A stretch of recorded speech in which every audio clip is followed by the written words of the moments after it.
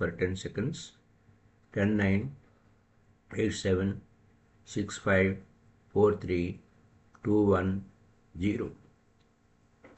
అరచేతులు చూస్తూ నెమ్మదిగా కళ్ళు తెరుద్దాం. 5, 4, 3, 2, 1, 0. ముందుగా మనందరికీ గురువుగారైన బ్రహ్మర్షి పితామహ పత్రిజీకి సహస్ర కోటి నమస్సుమాంజలు, సహస్ర కోటి కృతజ్ఞతలు అర్పించుకుంటూ ఓషో గారిని ఆహ్వానించుకుందాం. ఓషో గారి ద్వారా జీసస్ యొక్క సీక్రెట్ సేయింగ్స్ గురించి ద మస్టర్డ్ సీడ్ అనేటువంటి బుక్ నుంచి ఆయన వ్యాఖ్యానం చేస్తున్నారు. ఆ వ్యాఖ్యానాన్ని మనం ప్రతిరోజు విశ్లేషించుకుంటున్నాం. బాధలు లేకపోతే భవిష్యత్తు లేదు, బాధల నుంచే మనం ఎంతో రాటుదేలుతాము, పరిణితి చెందుతాము అనే అంశం. అయితే ఈ దుఃఖంలో మనం ఎలా పెట్టుబడి పెట్టాము, ఎప్పటి నుంచి మనం ఈ విధంగా ఇన్వెస్ట్మెంట్ జరిగింది అనే దానికి అంతా దుఃఖమయమే, అవేర్నెస్లోకి రండి, మెలుకోండి అని అన్నా కూడా మనం దానిలోంచి బయటికి రాలేకపోవడానికి గల కారణాలు ఏమిటి అనేదానికి ఇన్వెస్ట్మెంట్ ఎక్కడి నుంచి బిగిన్ అయింది అంటే బాల్యం నుంచి బిగిన్ అయింది. బాల్యంలో చిన్నపిల్లవాడు, పసివాడు అన్నిటికీ ఏడుస్తూ ఉంటాడు. వాడికి చిన్న ప్రాబ్లం వచ్చినా ఏడుస్తూ ఉంటాడు. దానివలన ఆ ఏడుపు వలన అందరి అటెన్షన్ ఆ పిల్లవాడి మీదకి వెళ్తుంది, అది ఎవరైనా కానీ. అలా అక్కడి నుంచి బిగిన్ అయింది. మదర్ ప్రేమిస్తుంది, ఫాదర్ జాగ్రత్త తీసుకుంటాడు, మొత్తం ఫ్యామిలీ అంతా కూడా అయ్యో పిల్లవాడు ఏడుస్తున్నాడే ఏమిటి అలాగా అని శ్రద్ధ తీసుకుంటూ ఉంటారు. వాడికి ఆ ట్రిక్ తెలుసు, బాగా నేర్చుకున్నాడు పిల్లప్పటి నుంచి. పిల్లవాడు చిన్న పసివాడిని ఇప్పటి నుంచి అది నేర్చుకున్నాడు. ఎందుకంటే అతను తనంతట తాను ఏం చేసుకోలేడు కాబట్టి ఆ ఏడుపు వలన డిమాండ్ వలన ఏమవుతుంది, అన్నీ తీర్చబడ్డాయి, అన్ని అసౌకర్యాలు సమకూర్చబడ్డాయి. తను something special, very very special, ఆ విధంగా అన్నమాట. ఇది గ్రోన్ అయినా కానీ పెద్ద అయినా కానీ కొంతమంది ఆ ఏడుపుని ఆపరు, ఇదో విధంగా ఏడుస్తూనే ఉంటారు. ఏంటి దిగులుగా ఉన్నామని అందరూ అటెన్షన్ అటువైపుకి క్యారీ అవుట్ కావాలనేటువంటిది. అయితే అప్పుడు రెస్పాన్సిబిలిటీ అనేది ఒక్కోసారి మనకు ఇంకొక విధంగా కూడా చెప్తారు. పెద్ద అయినా కూడా మనకి ఏదైనా జబ్బు వచ్చినా రెస్పాన్సిబిలిటీ పక్క వాళ్ళ మీద, వీళ్ళ మీద మనం చెప్తూ ఉంటాం, కానీ రెస్పాన్సిబిలిటీ మనదే. So because nobody can say that you are responsible for your illness. ఓ పసివాడికి నీ జబ్బుకు నువ్వే కారణం రా, నీ ఏడుపుకి నువ్వే కారణం అని ఎవరు చెప్పరు. So child is doing something wrong, you can say you are responsible. ఏదైనా తప్పు చేస్తే మనం ఏం చెప్తాం, నువ్వే రెస్పాన్సిబిలిటీ అని చెప్తాం. కానీ వాడు జబ్బు చేసింది, జ్వరం వచ్చింది, నువ్వు రెస్పాన్సిబిలిటీ కాదని రెస్పాన్సిబిలిటీ అని చెప్పం. వాడు ఏం చేస్తాడులే అని. వాస్తవానికి 90%, ఓషో గారు ఏం చెప్తున్నారంటే 90% జబ్బులన్నీ కూడా మనం స్వయంకృతమే అంటున్నారు, సెల్ఫ్ క్రియేటెడ్. మనకి ఎందుకోసము ఆ చిన్నప్పటి నుంచి మనం అట్రాక్షన్, అందరినీ ఆకర్షించాలి, అందరూ మన ఆమె శ్రద్ధ పెట్టాలి, నాకు విలువ ఇవ్వాలి అనేది ఆ లోపల గూడు కట్టుకుపోయి ఉంటుంది. ఆ విధంగా చైల్డ్హుడ్ నుంచి మనం ఆ ట్రిక్ ప్లే చేస్తూ వచ్చాం. చాలా సులువుగా ఉంది అది. ఆ విధంగా బేసిక్ ప్రాబ్లం.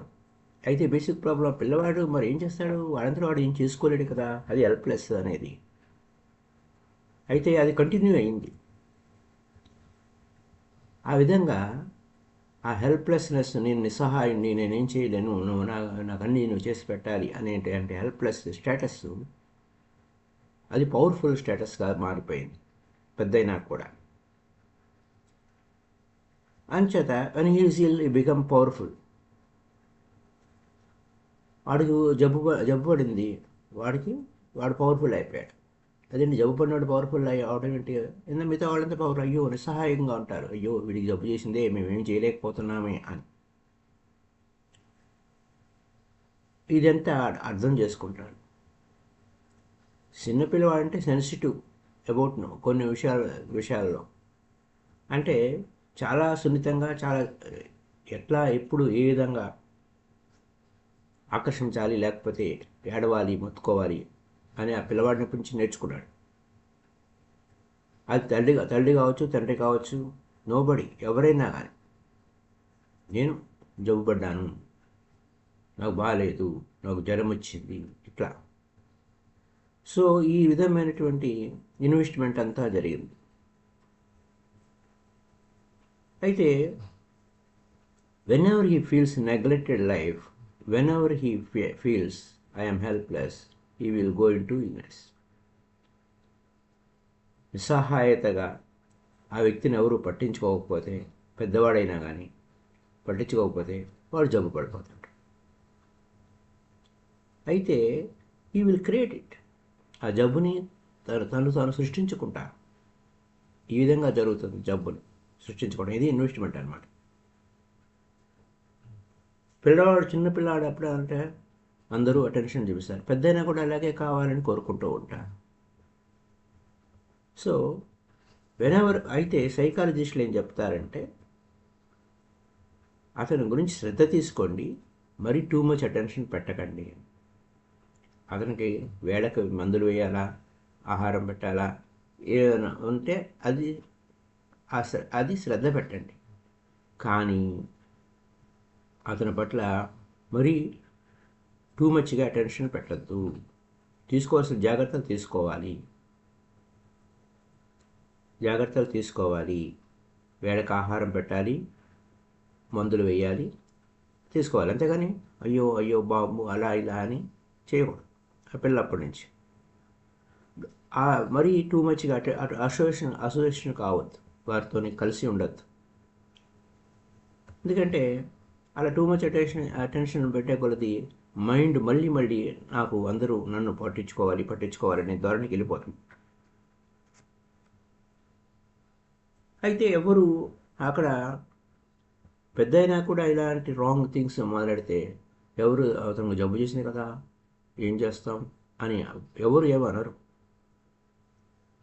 అందరూ ప్రేమ చూపిస్తారు, శ్రద్ధ చూపిస్తారు. ఇలా 90% మంది సఫరింగ్ అంతా కూడా నాకు ఇలా ఉంటే బాగుంటుంది, అందరూ నా మీద శ్రద్ధ చూపిస్తారు అనే ధోరణికి పోయిన వాళ్ళే ఆ రోగాలను తొందరగా వదిలిపెట్టరు. వాళ్ళు క్రియేట్ చేసుకున్న సఫరింగ్ వదిలిపెట్టరు.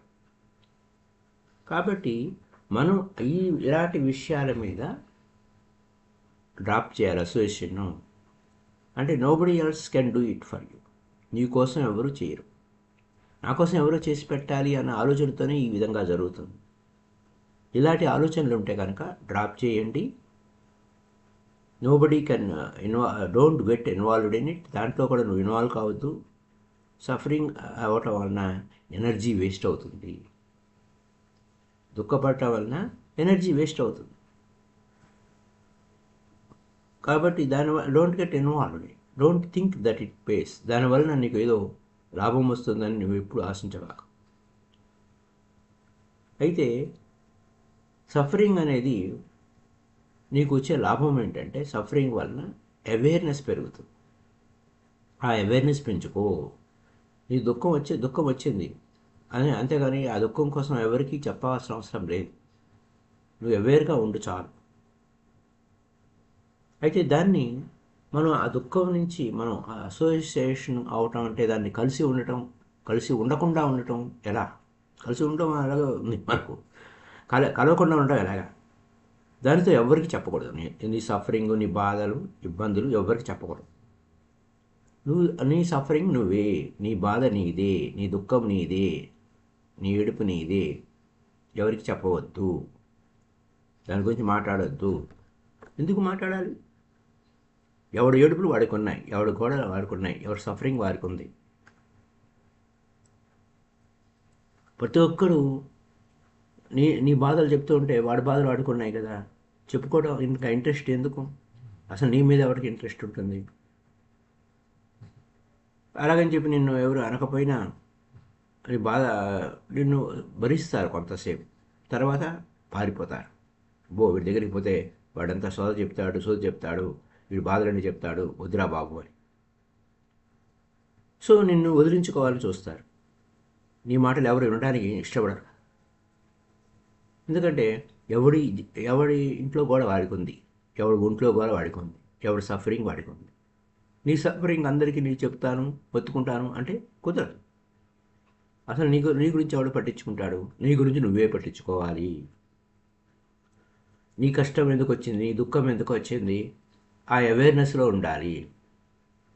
వై అనకుండా ఉన్నదాన్ని యాక్సెప్ట్ చేసి ఓకే వచ్చిందా చూద్దాం ఎంతవరకు అని. కాబట్టి నీతో ఎవరితోనూ మాట్లాడద్దు, నీతో నువ్వు మాట్లాడద్దు. అలా మాట్లాడటం వలన ఇంకా దానితో ఇంకా ఆ యొక్క సఫరింగ్, నాకు బాధలు ఉన్నాయని ఆ బాధలతో నువ్వు ఉంటావు. కంప్లైంట్ చేయబాక. నా నా మీద ప్రేమ చూపించండి, దయ చూపించండి, జాలి చూపించండి, కరుణ చూపించండి, ప్రేమ చూపించండి, ఇవన్నీ అడుక్కోవక్కర్లే.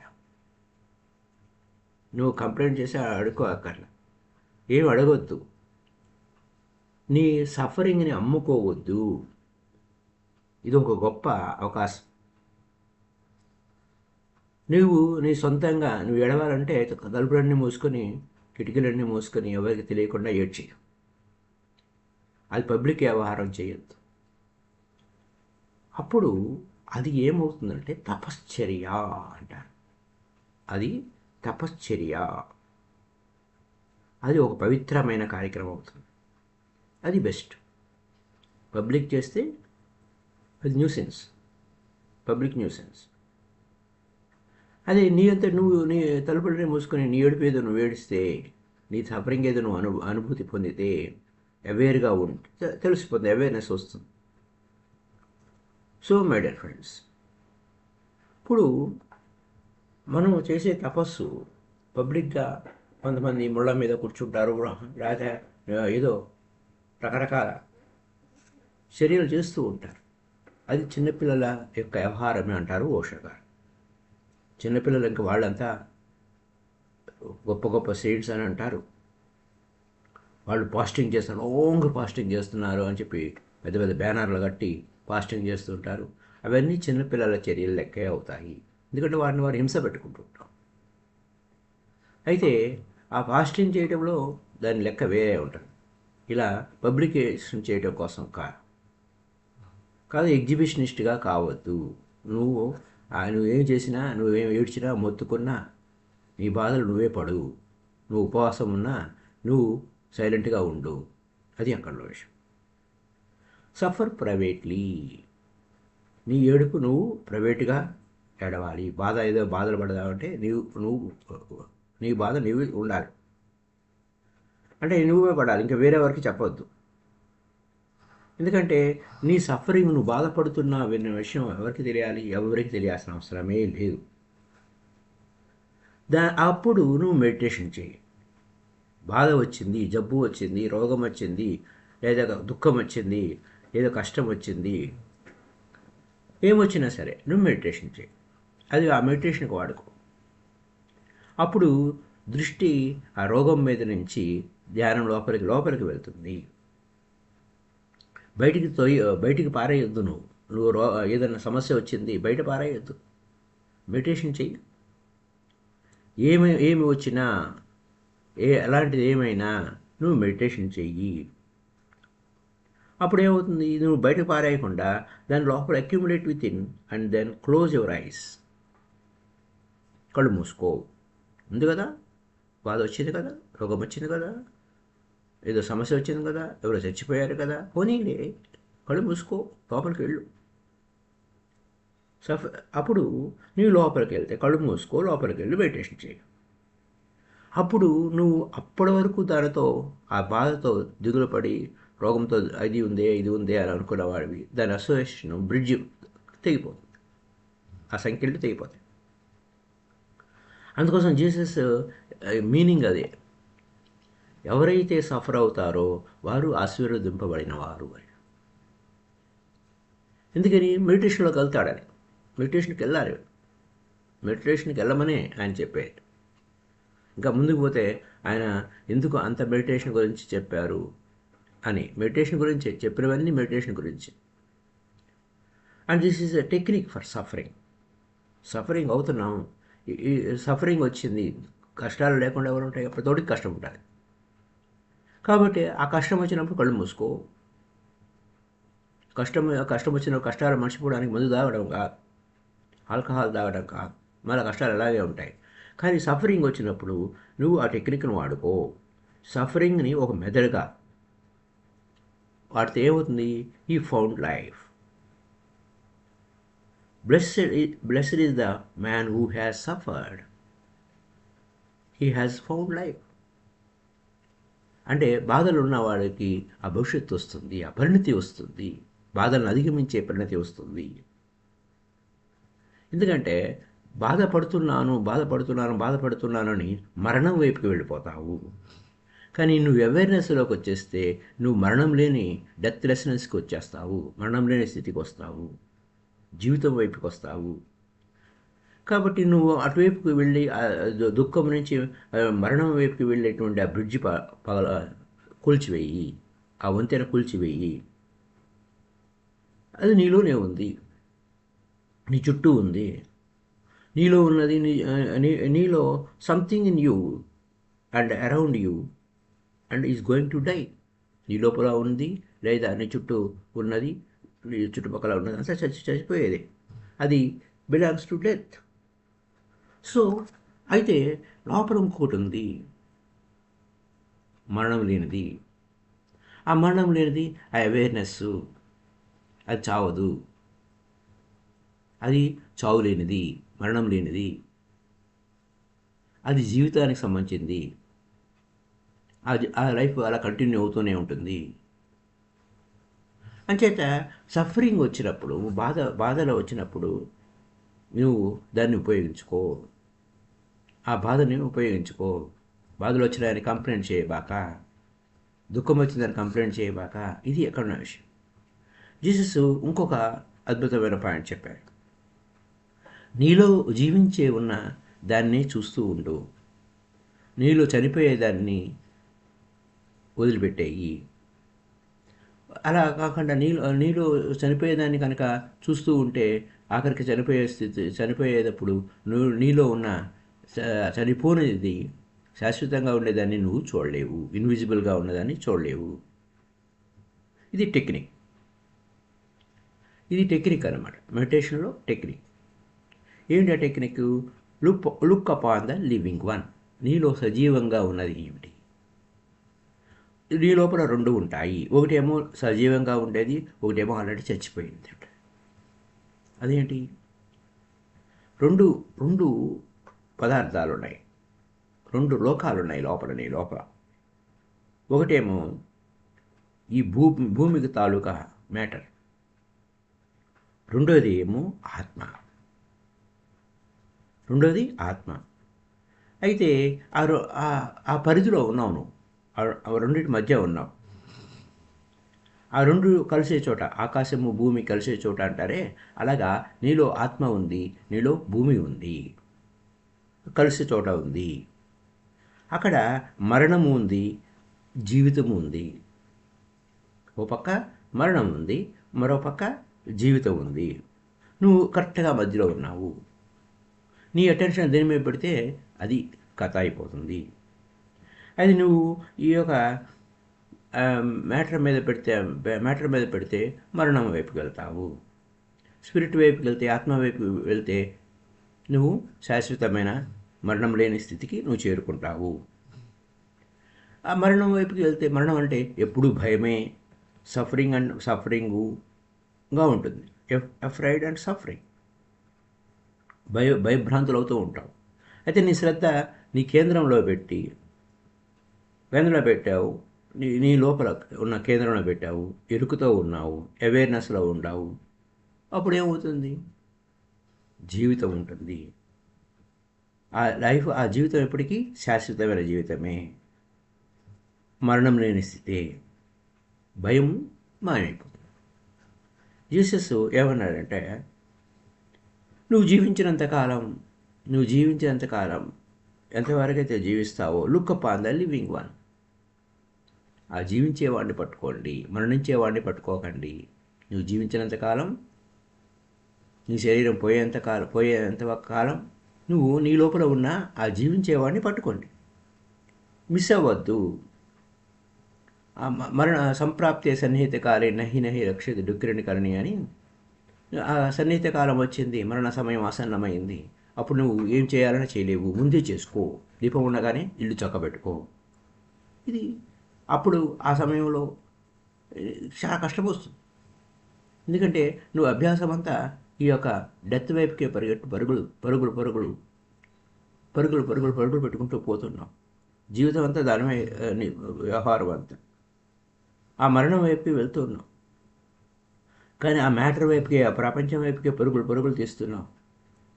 నీ శ్రద్ధ అంతా కూడా ఆ రీలమ్ ఆఫ్ డెత్, అంటే ఆ మరణం వైపుకి ఎక్కడికి పరిగెడుతున్నావు అంటే మరణం వైపుకే పరిగెడుతున్నావు. పరిగెడుతున్నావు, బయటికి పరిగెడుతున్నావు అంటే మరణం వైపుకే పరిగెడుతున్నావు అని. నీ లోపలికి వెళ్ళు, అది లైఫ్. సో అప్పుడు సంప్రాప్తి సన్నిహిత కాలే అంటే ఆ యొక్క మరణం సంభవించినప్పుడు, మరణం ఆసన్నమైనప్పుడు నీకు అది కష్టంగా ఉంటుంది. నువ్వు చూడలేవు, నిన్నటిని నువ్వు చూసుకోలేవు. ఆందోళనతోనే పోతావు, మళ్ళీ ఆందోళనతోనే పుడతావు. ఇలా జరుగుతూ ఉంటుంది. సో నీ వెనక్కి తిరిగి చూడమంటే మెడబట్టేసింది. ఇంకా వెనక్కి తిరిగి ఆడ చూస్తాను, చూడలేవు. కాబట్టి ఆయన జీసస్ ఏమంటే, నువ్వు బతికినంత కాలం నీ లోపల ఉన్న జీవించేవాడిని చూడు అని.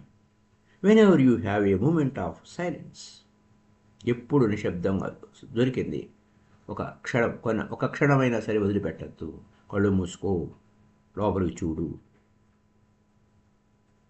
నీ లోపల నువ్వు చూసుకో. లేకపోతే మరణం వచ్చే సమయం మరణం వచ్చినప్పుడు నువ్వు ఎటు కదలలేని పరిస్థితికి చేరుకుంటావు. చూడు, నీ జీవితం ఎంత గొప్పదో, శాశ్వతమైన జీవితం. నీ లోపలికి వెళ్ళు. ఒక క్షణమైనా, ఒక నిమిషమైనా సమయం చిక్కినప్పుడు నువ్వు కళ్ళు మూసుకో, లోపలికి చూడు, నీ లోపలికి నువ్వు చూడు. మై డియర్ ఫ్రెండ్స్, ఒక క్షణం కూడా కళ్ళు మూసుకోకుండా నీ ఇన్వెస్ట్మెంట్ అంతా అటువైపు వెళ్తే నీ దుఃఖం అలానే ఉంటుంది. కాబట్టి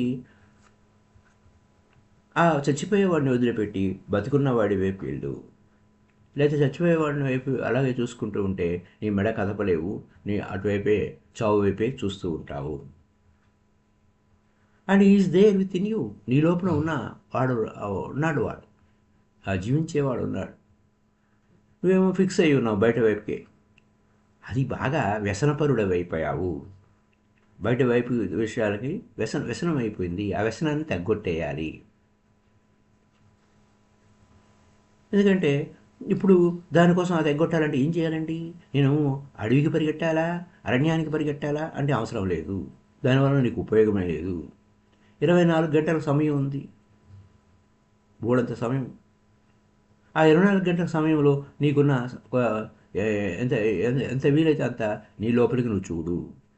ఆ సమయాన్ని ఉపయోగించుకో.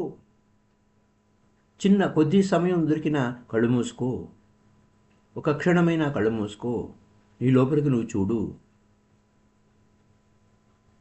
అది స్వల్పమపశ్య ధర్మస్య త్రాయితే అయితే మహతో భయాత్ అన్నట్టు, ఇది గొప్ప చిన్న ప్రయత్నమైనా, నీ చిన్న ప్రయత్నమైనా నిన్ను గొప్పగా రక్షిస్తుంది. దాన్ని నీ లోపల నువ్వు చూసుకోవడానికి చిన్న ప్రయత్నం చాలు. ఆ చిన్న ప్రయత్నం వలన నీ లోపలంతా చీకటితో అంటే భయం పడతావు నువ్వు. నిజంగా అక్కడ చీకటి కాదు ఉంది, చీకటి లేదు. ఎందుకంటే నువ్వు బయట లైట్కి అలవాటు పడిపోయి సడన్గా ఇంట్లోకి వస్తే ఏ విధంగా చీకటి ఉంటుందో అలాగా నీ లోపలికి నువ్వు చూస్తే అలాగా బయట ఎండలో నుంచి వచ్చావు నాయనా, ఎండలో నుంచి వచ్చావు, బాగా ఎండగా ఉంది బయట. లోపలికి రాగానే తలుపు తీసి గదిలోకి రాగానే చీకటి అనిపిస్తుంది. అలాగే నీ లోపలికి నువ్వు వెళ్తే చీకటి అనిపిస్తుంది. క్రమక్రమంగా వెలుగు వస్తుంది. ఆ వెలుగే ఆ బయట లైట్కి అలవాటు పడి నుంచి నువ్వు బయటకు వచ్చి లోపలికి ఉన్న ఎలుగుతో నువ్వు ట్యూనుకా, ఆ ఇన్నర్ లైట్కి ట్యూన్ అవ్వు. అది విస్తరించబడిన లైట్, అది చీకటి కాదు. అది చాలా సైలెంట్గా ఉంటుంది, ఎంతో కన్సోలింగ్గా ఉంటుంది, ఎంతో ఓదార్పుగా ఉంటుంది. అయితే అది బాగా తీవ్రమైన పెద్ద కాంతి కాదు, అది ఒక సంధ్య వెలుగు లాంటిది. అంచేత ఏమవుతుంది, ఆ సూర్యుడు ఇంకా రారా, చీకటి అంతా వెళ్ళిపోయింది, రాత్రి అయిపోయింది, రాత్రి ఇంకా రాత్రి రాదు, ఇంకా సూర్యుడు ఇంకా పైకి రాలే. ఆ సమయంలో బ్రహ్మ ముహూర్త అంటారు. భారతదేశంలో హిందువులు దాన్ని బ్రహ్మ ముహూర్త అంటారు. ఎందుకని బ్రహ్మ ముహూర్త? ఆ సమయంలో ఆ క్షణంలో దేవుడు ఉన్నాడా అంటే, ఎందుకంటే అది దేవుడు అనేది ఇన్నరది, బయట విషయం కాదు. ఆ బ్రహ్మముహూర్త కాలంలో వచ్చే వెలుగు అది ఇన్నర్ లైట్. నువ్వు లోపలికి వెళ్తే అప్పుడు ఇన్నర్ లైట్ ఉంది లోపలికి వెళ్ళినప్పుడు అవుటర్ లైట్ వెళ్ళిపోతుంది, ఆ ఇన్నర్ డార్క్నెస్ కూడా వెళ్ళిపోతుంది. ఎందుకంటే నువ్వు ఆ ఇన్నర్ డార్క్నెస్కి అలవాటు పడలేదు అంటే, ఆ సంధ్య వెలుగు అంటే ఏంటో నీకు తెలియదు కాబట్టి నీకు ఫస్ట్ చూడగానే అది చీకటి అనిపిస్తుంది. కానీ అది సంధ్యాకాలము. సో అక్కడ చీకటి కాదు, ఆ వెలుగు నీ ఆరానే, నీ స్వయంగా ఉండే ఆరానే. అది బ్రహ్మముహూర్త. అది ఆ బ్రహ్మముహూర్తం అంటే దివ్యమైన సమయము, ఆ సమయము. దానితో నువ్వు చూస్తే అద్భుతంగా ఉంటుంది. నీ కళ్ళు ఆ యొక్క వెలుగుకి, ఆ మందమైన వెలుగుకి, అంటే బాగా తీవ్రమైన వెలుగు కాదు, ఫ్లాష్ లైట్ కాదు, ఆ లైట్కి అలవాటు పడిపోతావు, నీ లోపల ఉన్న లైట్కి. అయితే అది ఇంటెన్స్ లైట్ కాదు, డిఫ్యూజ్డ్ లైట్ అంటే విస్తరించబడినటువంటి లైట్. అయితే ఏమవుతుంది, అది సూర్యుడి నుంచి వచ్చిన వెలుగు కాదు, నీలో నుంచి వచ్చిన వెలుగు, అది న్యాచురల్ లైటు. అది ఎవరు జనరేట్ చేయలేదు, నీ స్వయంగా నీ లోపల ఉన్న నీ ఓన్ ఆరా, నీ ఇన్నర్ ఆరాని ఆ వెలుగులు విరజిమ్ముతుంది, అది అక్కడ ఉంది. కాబట్టి ఎంత సమయం చిక్కితే అంత సమయం మెడిటేషన్లోనే గడపాలి, నీ లోపల నువ్వు చూసుకోవాలి, అది అక్కడ ఉన్న విషయం. జస్ట్ గోయింగ్ టు స్లీప్, ఒక నిద్రపోయే ముందు ధ్యానం చేయి. అప్పుడు నువ్వు ఎందుకని నిద్రపోయే ముందు ధ్యానం చేయాలి? ఆ రోజు పగలంతా కష్టపడ్డావు, ఆ వరల్డ్ ఆఫ్ డెత్తోనే ఉన్నావు, ఇంకా అవసరం లేదు, నువ్వు విశ్రాంతి తీసుకుంటున్నావు. రాత్రిపూట నిద్రపోయే ముందు లోపల చూడు. అలాగే ఉదయం అలా లేవంగానే మెడిటేషన్లో కూర్చోవడం అన్నప్పుడు ఏమవుతుంది, కావాల్సినంత నిద్రపోయావు, రాత్రంతా నిద్రపోయావు, విశ్రాంతి వచ్చింది, హాయిగా ఇంకా నీకు మంచం నుంచి వెంటనే లేవకుండా, బెడ్ నుంచి లేకుండా ఇరుకుతో మెడిటేషన్ చేయి. కొంచెంసేపు కళ్ళు మూసుకో, లోపలికి చూడు, ఆ లోపల ఉన్న ఆ సైలెన్స్లోకి చూడు, ఆ మౌనంలో చూడు, ఆ నిశ్శబ్దంలో చూడు, నీ లోపల ఉన్న దాంట్లో. ఎందుకంటే నువ్వు రాత్రంతా నిద్రపోయిన రెస్ట్ తీసుకున్నావు, ఆ రెస్ట్ నీకు మరింత అవేర్నెస్ వస్తుంది లోపల చూడటానికి. అంచేత అన్ని మతాలు రాత్రి పడుకోబోయే ముందు ప్రార్థన చేయండి, ఉదయం లేవంగానే ప్రార్థన చేయండి అని అంటారు. ఎందుకంటే ఆ క్షణాలు చాలా అద్భుతమైన క్షణాలు. సాయంత్రానికి నువ్వు అలసిపోతావు కాబట్టి నువ్వు లోపలికి చూసుకోవడానికి హాయిగా ఉంటుంది, ఇంకా బయట పనులు ఏం లేవు, నీ లోపల నువ్వు చూసుకోవడానికి, అలాగే ఉదయం లేవడానికి. అందుకోసము జీసస్ ఏమన్నారు, look up on the living one as long as you live. నువ్వు జీవించినంత కాలము లోపల ఉన్న ఆ సజీవమైనటువంటి వాడిని పట్టుకో, చూడు. ఆ చచ్చిపోయేవాడిని వదిలిపెట్టేసేయి, ఒకవేళ చచ్చిపోయే సమయం వరకు చూసుకుందాంలే, తర్వాత చేద్దాంలే అంటే నువ్వు ఆ సమయానికి నువ్వు లోపల ఉన్నవాడిని చూడలేవు. అలాగే ఇంకొక విశేషం ఏంటంటే, మనం స్టార్టింగ్లో చెప్పుకున్నాం ఏంటి, ఒక వ్యక్తి సామురాయన్ ఆయన ఒక మేక పిల్లని లేదా గొర్రె పిల్లని చంకలో పెట్టుకుని వెళ్తూ ఉన్నాడు. అప్పుడు ఈయన జీసస్ ఏమన్నారంటే, ఏం చేస్తున్నాడు వాడు, ఏం తీసుకుపోతున్నాడు, ఆ గొర్రె పిల్లని ఎందుకు చంకన పెట్టుకుని పోతున్నాడు అని. అప్పుడు ఆ శిష్యులు ఏమన్నారంటే, చంపి తినడానికి తీసుకుపోతున్నాడు, చంపితే అది శవమైపోతుంది, అది బతికినప్పుడు వాడు తినలేడు, కానీ చంపినప్పుడు అది శవం అయిపోతుంది. తినడానికి వాడు చంపుతాడు, కానీ అదేమవుతుంది, శవం అయిపోతుంది. లేకపోతే అది తినడానికి కాదు కదండి, బతికున్నప్పుడు ఎలా తింటారు అని. అప్పుడు ఏమన్నాడు ఈయన, you yourself seek a place for yourself in repose rest you because a corpse and be eaten. నువ్వు ఒక సరైన ప్రదేశాన్ని ఎత్తుక్కోండి, ప్రశాంతంగా ఉండండి, నీలో ఉన్న శవాన్ని తినివేయండి అని. అంటే మీనింగు ఏంటో ఓషో గారు వివరిస్తారు.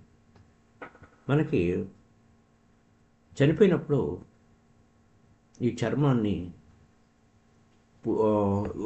క్రిములు, పక్షులు తినేస్తాయి. అంటే శరీరం అంటే ఆహారమే, ఆహారం తప్ప మరేం కాదు. ఎందుకంటే అన్నమయ కోశం అంటారు, అన్నము ద్వారా ఈ కోశము విస్తరింపబడింది, పెద్దదయ్యి. అంచేత that's why if you don't eat, suppose మీరు ఉపవాసం చేశారు, ఫాస్టింగ్ చేశారు, ఫాస్టింగ్ చేస్తే ఏమవుతుంది, ఆ ఆహారం అన్నం పెట్టకపోతే, శరీరానికి అన్నం పెట్టకపోతే కృషించకపోతుంది, మాయమైపోతుంది బాడీ. ఇలా మీరు ఇంకా ఫాస్టింగ్ చేశారు, 2 కిలోలు తగ్గిపోయారు,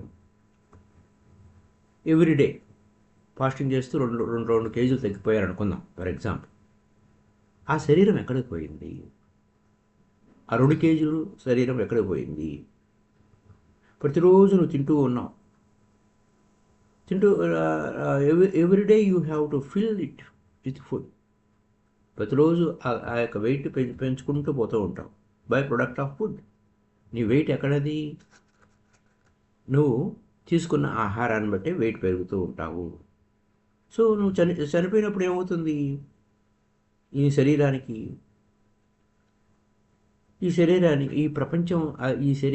ప్రపంచానికి ఫుడ్ కావాలి. ఎలాగా అంటే ఆ క్రిములు, భూమి లోపల ఉన్న క్రిములు ఆ శరీరాన్ని తినేయాలి, లేదా భూమి మీద ఉన్న క్రిములు శరీరాన్ని తినివేయాలి, లేదా ఆకాశ పక్షులు ఆ శరీరాన్ని తినివేయాలి. It just gives you a fear, భయం. ఈ మాట అంటే భయం అన్నమాట. అమ్మో, నేను పురుగులతో తినివేయబడతానా అని. ఎందుకంటే ఈ ప్రపంచ యాత్ర ముగిసిపోయేది, నువ్వు లేవు ఆ శరీరంలో. కాబట్టి ఇలా మూసిపోయినప్పుడు ఈ ప్రపంచంలో ఆ బాడీని తినేయాలి అని అంటే అది ఆ పురుగులు, ఆ పక్షులు తినేయాలి. కానీ భయపడేవాళ్ళు మూర్ఖులు అంటారు ఓషో గారు. అయితే జరుగుతున్న కథ ఏంటి, హిందువులు ఏం చేస్తారు, చనిపోయిన తర్వాత ఆ శవాన్ని తీసుకుపోయి తగలబెట్టేస్తారు. తగలబెట్టిపోతే ఇంకేముంది, ఎవరు అక్కడ పురుగులు తినవు, పక్షులు తినవు. ముస్లిమ్స్ ఏం చేస్తారు, ఒక బాక్స్ తీసుకొని అందులో ఒక సమాధి తవ్వి దాంట్లో పెట్టేస్తారు. క్రిస్టియన్స్ కూడా అదే చేస్తారు. జొరాస్ట్రియన్స్, పారసీక మతం వారు మాత్రమే వాళ్ళు ఏం చేస్తారంటే శరీరం ఆహారంతో తయారైబడింది కాబట్టి ఆహారం మనం తయారు చేసుకుంది కాదు, ప్రకృతి ఇచ్చింది, ప్రకృతికే వదిలేద్దాము అని ఆ ప్రకృతిలో వదిలేస్తారు. ఎందుకంటే ఫుడ్ డిస్ట్రాయ్ కాకూడదు, body is nothing but food. అది ఆహారం వృధా చేయకూడదు. కాబట్టి వృధా చేయకూడదు కాబట్టి ప్రకృతిలో వదిలేస్తారు, బర్డ్స్కి వదిలేస్తారు, యానిమల్స్కి. మనం బతికినంతకాలం ఏమి తిన్నాం? ఆ బతికినంతకాలం కొంతమంది పక్షులను తింటారు, జంతువులను తింటారు, ఫ్రూట్స్ తింటారు. జీవితం అంతా తిండి తిండి తిండి తిండి తిండి తిండి తిండి తిని 200 కేజీలో ఎన్నో బరువు 150 కేజీలో 100 ఎన్నో కేజీలు పెరుగుతారు వాళ్ళు. దాన్ని ఆ తగలబెట్టేయటం వలన ఆ ఫుడ్, అది ఫుడ్తో తయారైంది కాబట్టి ఆ ఫుడ్తో నాశనం చేయకూడదు కదా. అగ్ని మరి అంటే that is not good. You are not grateful to the world. అంటే నువ్వు కృతజ్ఞత చూపించలేదు. ఆహారం తీసుకున్నావు, తీసుకున్న ఆహారంతో 200 కేజీలు పెరిగావు, నువ్వు పోయావు. ఆ శరీరాన్ని తగలబెట్టేయడం వలన నువ్వు కృతజ్ఞత చూపించలేదు. You should return to back. ప్రకృతికే నువ్వు ఇచ్చేయాలి. అది ఇట్ ఈస్ ఫుడ్, అందుకోసం ప్రపంచానికి ఇచ్చేయాలి. ఆ ఉద్దేశంతో వారు జొరాస్ట్రియన్స్ ఆ విధంగా చేస్తారు, పారసీక మతం వారు. అయితే నువ్వు అసలు ఈ శరీరాన్ని తగలబెట్టడమే బెటర్ అని ఎందుకు అనుకుంటున్నావు? అయితే ఒక ఒక క్రిములకి లేదా పక్షుల కడుపుల్లో కూడా ఆకలి అనే అగ్ని ఉంటుంది. ఆ అగ్నికి ఆహారం ఎందుకు కాకూడదు? అది కూడా ఫైరే కదా. ఆ కడుపులో ఉన్నది కూడా ఫైరే కదా. ఆ పక్షి కడుపులో ఉన్నది ఫైరే కదా. ఆ సింహం కడుపులో ఉన్నది ఫైరే కదా, అగ్నే కదా. కాబట్టి అది డిజాల్వ్ చేసుకుంటుంది, ఆరగించుకుంటుంది. ఆ అగ్ని ఆరగించుకుంటుంది, ఆ కడుపులో ఉన్న అగ్ని ఆరగించుకుంటుంది. అది న్యాచురల్ ఫైరు, సహజమైన ఫైరు. కాబట్టి వాటి ఆహార అగ్నికి సంతృప్తి చేసేలా చేయండి అని అపారసికం. అయితే వాళ్ళు అలా న్యాచురల్ స్టేట్లో కొంతకాలం ఉన్నారు, కానీ ఇప్పుడిప్పుడే వారిని అందరూ ఎద్దేవా చేస్తున్నారు. ఏంటి నువ్వు చేస్తున్న పని? నువ్వు మీ తండ్రిని, మీ తల్లిని అలా వదిలేస్తావా? మీరేం మనుషులు, ఇలాంటి మనుషులా? మీరంతా దుర్మార్గులు. మీరు ఆ శవాలని అలా క్రూరంగా వదిలేయటం, లేకపోతే పాత పెట్టినా పర్వాలేదు, లేదా పాత పెట్టడం కూడా క్రూయలే, ఇలా ఎన్నో చెప్తారు వాళ్ళు. తగలబెట్టేయచ్చు కదా. సో ఇక్కడ వారు క్రూయల్ కాదు, దే ఆర్ మోర్ ఎకోలాజికల్. అంటే పర్యావరణ సమతుల్యాన్ని వారు కాపాడుతున్నారు అని అంటారు ఓషో గారు. జీసస్ ఏమన్నారు? If you don't realize of inner one, నీ లోపల ఉన్నవాడిని నువ్వు తెలుసుకోలేకపోతే, ద లివింగ్ వన్ని తెలుసుకోలేకపోతే, కాన్షియస్ వన్ని తెలుసుకోలేకపోతే, just going to eat in, that is all. అంతే, నువ్వు తినివేయబడతావు నువ్వు అని. Your whole life has been futile. నీ జీవితం అంతా వేస్ట్ అయిపోయినట్టు. జీవితం అంతా తింటూ ఉన్నావు. నువ్వు ఆ యొక్క తిండి గడవాలంటే, పూట గడవాలి అని అంటే నువ్వు పనిచేస్తావు. తింటాం అంటే తిండి తిప్పల కోసమే నువ్వు పనిచేస్తావు. అలా తింటూనే ఉంటావు. ఇది ఓల్డ్ స్టోరీ. మొత్తం పూర్తి కథ, మన జీవితం అంతా కథ అదే. ఎందుకయ్యా అంటే కడుపు నింపుకోవడం కోసమే పనిచేయాలి. కాబట్టి ఈ ఓల్డ్ స్టోరీ అలా ఉంది. A tale told by any idiot, full of fury and noise. అంటే ఇంకా ఈ తిండి తిప్పలు కోసమే తప్ప ఎవడైనా అదే చెప్తాడు కథ. కడుపు కోసమే కదండి ఈ తిప్పలన్నీ అని. అలా తిండి కోసమే అని, ఆ తిండి కోసమే బతుకుతూ ఉంటాడు, తిండి కోసమే పనులు చేస్తూ ఉంటాడు. జీవితం అంతా అదే స్ట్రగుల్. దేనికి? తినడానికి. తర్వాత తినబడతావు. ఏమిటయ్యా నీ జీవితం? కాబట్టి చావు వచ్చే ముందే లోపలనే నువ్వు ఆ తిండి కోసం కాదు, ముందు నీ లోపల ఉన్నదాన్ని చూడు అని. బిఫోర్ యు ఆర్ డెడ్, చావు వచ్చే ముందే, చావు రాకమునిపే నువ్వు you are eaten, realize that which is not food in you. You are eaten. నువ్వు తింటున్నావు, అది నీ లోపల ఆహారం కాదు. నువ్వు తయారు చేసుకున్నది కాదు అని ఆ విషయాన్ని నువ్వు బాగా అవగాహన చేసుకో అంటున్నాడు. అయితే అన్ని మతాలు ఎందుకు ఫాస్టింగ్ చేయమని అంటున్నాయి, ఎందుకు ఫాస్టింగ్ మీద అంత ఇంట్రెస్ట్ చూపించారు? All religions tried fasting, why అనే విషయాలు రేపటి ఎపిసోడ్లో తెలుసుకుందాం. So thank you very much masters.